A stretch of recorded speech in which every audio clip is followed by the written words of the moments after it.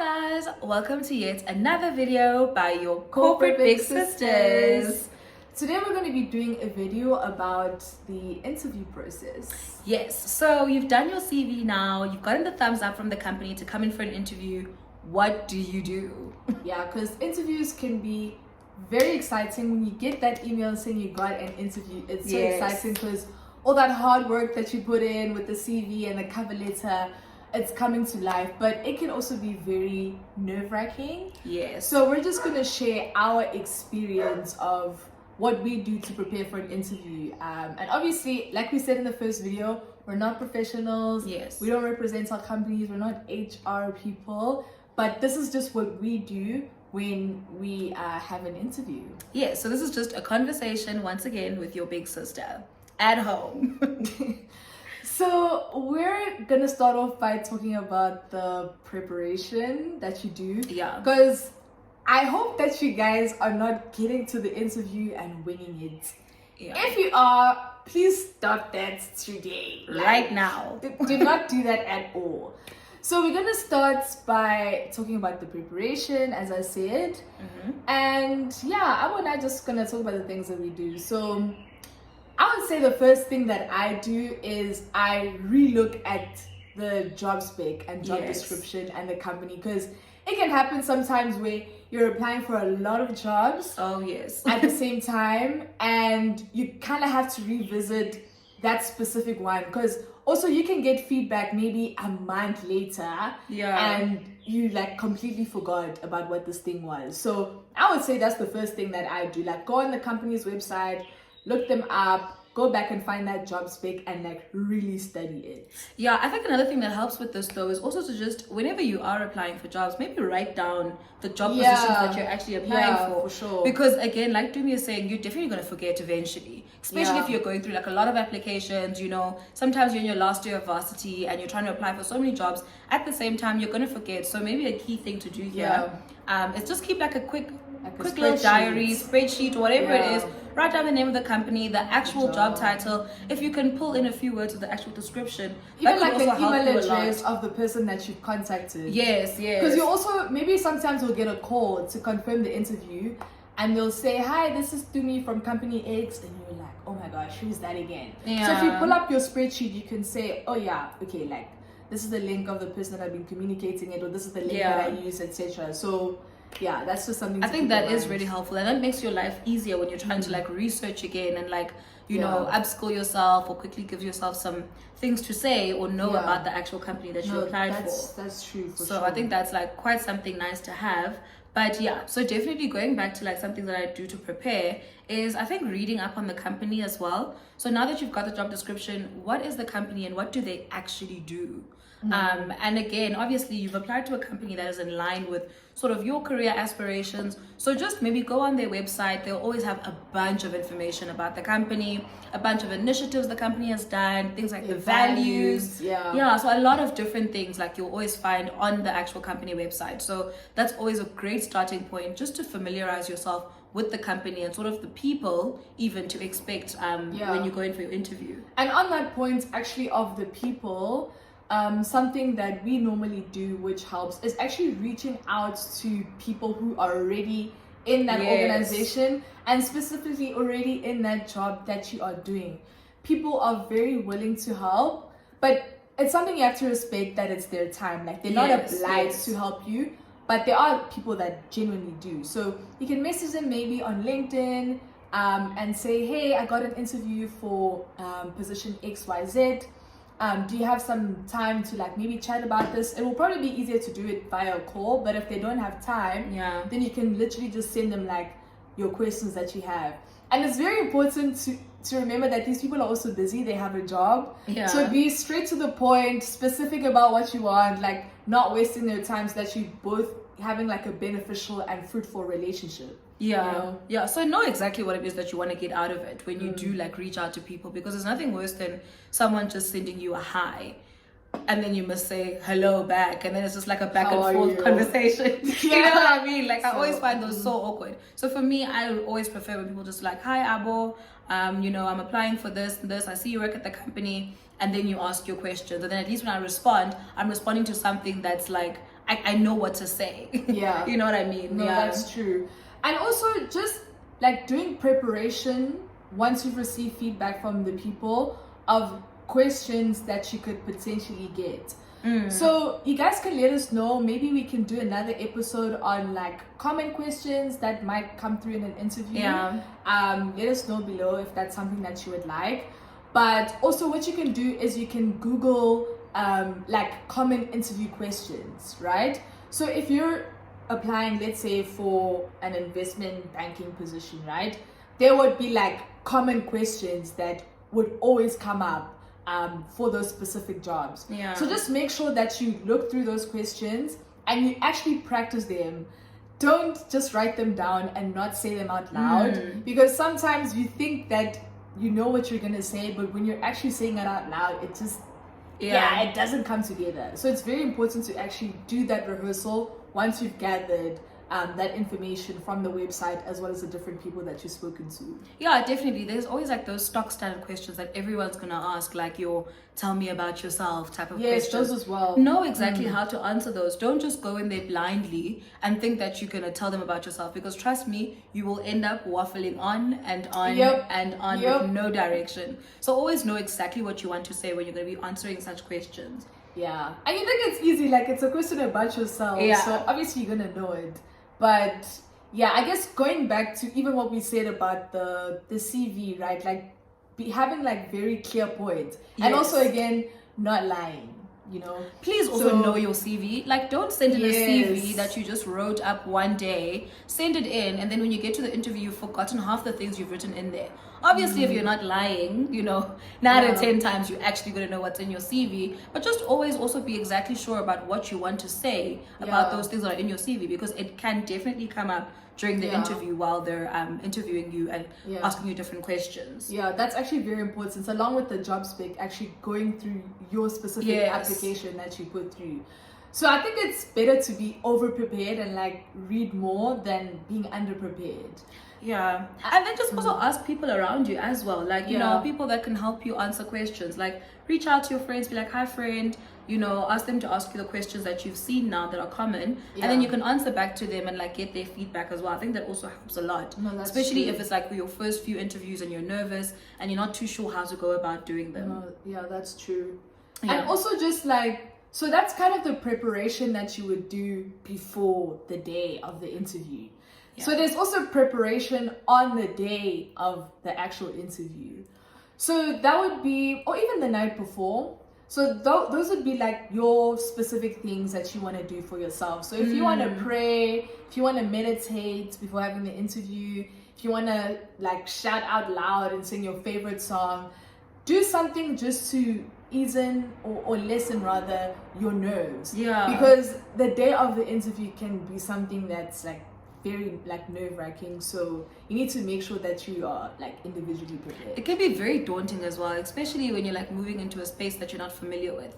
So I Yes. think definitely do all of those things that you need to do. Shout out to the world, you know, do your I am affirmations in the morning. Yes. You know, like do all of those things. Yes. Practice, you know, practice makes perfect, you know, as they always say. So like really do those things. So yeah, obviously once you've done your preparation, affirmation, another thing that will give you confidence is knowing exactly how you're going to be dressed, and that will help with like your confidence. Of Yes, the a interview. killer outfit is always the You know, best like way that's to raise your but so that confidence you going look into an good, you interview. feel good. Yes, you you know? really do. So now we're gonna just talk about the presentation and things to consider for an interview.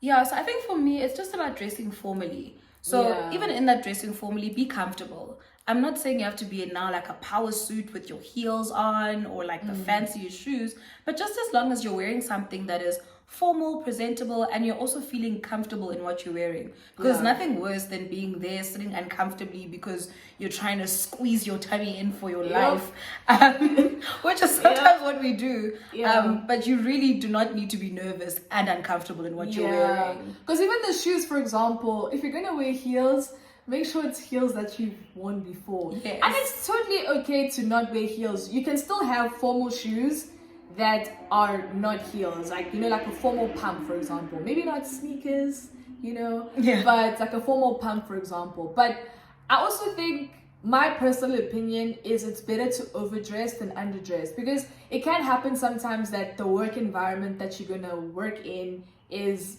very like casual, like people wear jeans and sneakers. But I think that's probably something that you'd learn once you work there, when you get like the code of conduct and like the dress code, etc. So it would be better to rather be formal on the first day and then have someone tell you that you can dress down. Or actually, better yet, you can check. Yeah. You know, you can actually check with the person that you communicated with, or if you're working with the recruiter, just ask them if they know what the dress code is, because they would know better.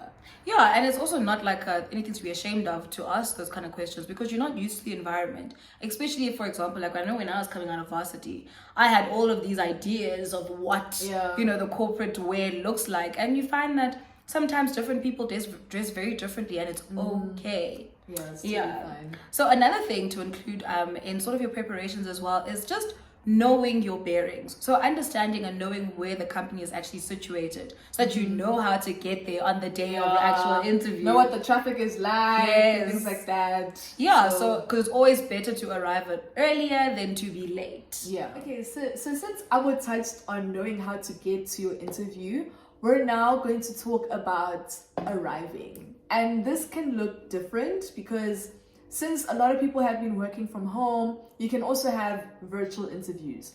So we're going to touch on the physical aspect as well as the virtual aspect. So just from a physical interview perspective, it's very important, or any interview, even if it's virtual, do not be late. Oh, please don't be late. Like, that is literally the worst first impression that you can. And the first impressions last statement is really true. Yeah, like, even if you are punctual every single day of your life, but that day when they first meet you, you were late. So that will kind of set the tone for when you're actually starting the job, or if you get to start the job after being late. Yeah. So, as Abo said, make sure that you know how to get there. And obviously, life does happen, and sometimes you can be late, or your car can break down or something like that. So just always know who to contact in the event that things like that happen. So just carrying on with the physical interviews, when you arrive, just know that you are being evaluated from the moment that you walk into the door. So don't think that the interview starts when you walk into the interview room. It starts as you walk into the building. So make sure that you greet, if there's a receptionist, greet reception, greet all the other people that are there. And also when you are waiting, because normally what happens is you'll wait at like the reception. When you're waiting, just make sure that you are handling yourself in a professional manner, you know? Yeah, like presenting yourself in the best way that you want to be received by people as well. Yeah. Because like Dumi is saying, literally from the moment you walk into that building or wherever you're being interviewed, it is literally game on and everyone is watching you. And from the person who's just walking past, walking right out the door, you want them to have a good impression of that person sitting over there. So I think it's just very important to be very mindful of those things. And just carry yourself in the best way that you possibly can. Just so that people can also receive you in a good way as well. And I think that would also be a good time to put your phone on silent or switch it off, because you don't want your phone ringing in the actual interview. So that would also be a good time to like go through your notes. You know, if there's any notes that you made for yourself, just go through that and make sure that you are prepared, like whilst you're waiting. Yeah, I think also the phone ringing, like, really, please. Like, just put your phone on silent. It's only an hour of your life or however long. It'll also make you flustered, you know? Yeah. Like, when it happens, you'll start panicking, like, oh my gosh, so. Yeah, just also for your peace as well. Just keep it off, keep it on silent, so that you can get through the interview, like, with no interruptions as well. Because it's nothing worse than you're being grilled and then now your phone's also ringing and you're trying to think. And it's just a lot happening at the same time. And then I'd say just from the virtual interview, I don't join exactly, like if my interview's at 12, I don't join exactly at 12. Like I would rather be waiting in that like virtual waiting room for like 5 minutes before, and then let the people admit me. So maybe try join like 5 minutes before, because that also gives you time for, you know, if there's any technical issues that you might have. Because it might happen that your PC starts rebooting or load shedding happens or something like that. So it gives you like a buffer in case those things do happen. And again, with the same thing, like if you join a meeting and maybe it's a panel interview of 3 people and only 1 person has joined, already from that time you are being evaluated. So if you can make small talk with the person that's there, like just ask them how you doing, you know, how's your day going so far, just something small so that you're not just sitting there awkwardly. Yeah, just something to break the ice. And again, remember that the people on the other side of the room as well are humans at the end of the day. So they're also trying to chat to you. And as much as you're being interviewed, you also need to remember that you're interviewing the company as well. That's true. You're also trying to see if you're going to fit into the culture that the company has and just the type of environment that they work in. So also be very mindful of that, and that don't feel too nervous to also just like let your personality shine and be yourself, because as much as they're interviewing you, you're also interviewing them back, and they also need to give you a good impression of what the company is like. Yeah, and I think that touches on the point of actually when you arrive inside the actual interview room, whether virtual or physical, you know, if like the way that you greet people, make sure your personality shines through from that moment on. And like I was saying, like if someone makes a joke, then like laugh at the joke if that's what you would normally do. Like just make sure that you're being yourself and you're not being too rigid, because that also helps you with calming down. And also when you arrive, if they offer you water, accept it, because you're gonna need it. Like when those questions are showing you flame, you're gonna need something there just to, you know, just to calm your nerves as well. And also like use it as a nice quick little, you know, distraction while you're trying to think of the good answer, you know, just like sip on some water, you know, and then at least you get that little bit of time to like think and position yourself and poise yourself to answer the question in the best way that you can. Okay guys, so we've got to the end of our video for today, and we hope you've learned a thing or two about the interview process. Please do also let us know if you would like us to get into the actual content of an interview and sort of the types of interviews that you could be presented with. And don't forget to like, comment and subscribe. And also don't forget, as always, your corporate big sisters are here to help you secure the bag.